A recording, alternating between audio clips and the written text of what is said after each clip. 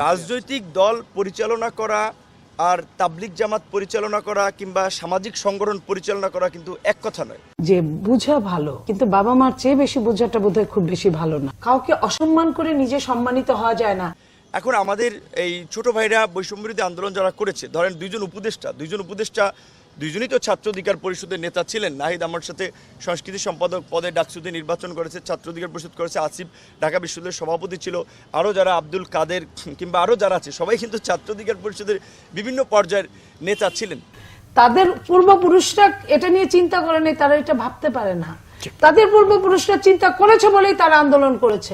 তাদের পূর্বপুরুষরা এই নিয়ে লেখালেখি করেছে, গবেষণা করেছে বলেই তারা সাকসেসফুল হয়েছে।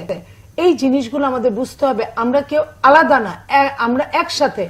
এটা তারা যেমন দেখেছে সারা বাংলাদেশে তারা যারা আন্দোলন করেছে এই সন্তানগুলো কার খোঁজ নিয়ে দেখেন। বিএনপির 39 জন ছাত্র নেতা মারা গিয়েছে যারা ছাত্র দল করে।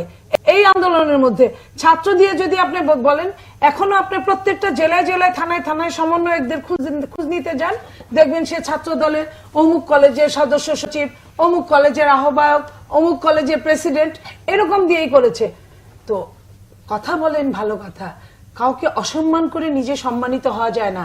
বড়দের সম্মান করেন, ছোটরা আপনাদের মানবে। নইলে আপনারা যে অসম্মানের বীজটা বুনছেন সেটার জন্য কিন্তু এটা বুমেরাং হয়ে যাবে। আমরা জানেন যে বিএনপি সহ 42 দল এই ফাঁসিবাদী ব্যবস্থার পতন এবং নতুন রাষ্ট্র ব্যবস্থার প্রবর্তনে আমরা একটা যুগপৎ আন্দোলন ধারাবাহিকভাবে করেছিলাম। কিন্তু ইতিমধ্যেই বিএনপির তৃণমূল পর্যায়ের নেতাকর্মীদের কাছে আমাদের নেতাকর্মীরা যে আচরণ এবং নিগ্রহের শিকার হচ্ছে সেটা কিন্তু অত্যন্ত উদ্বেগের।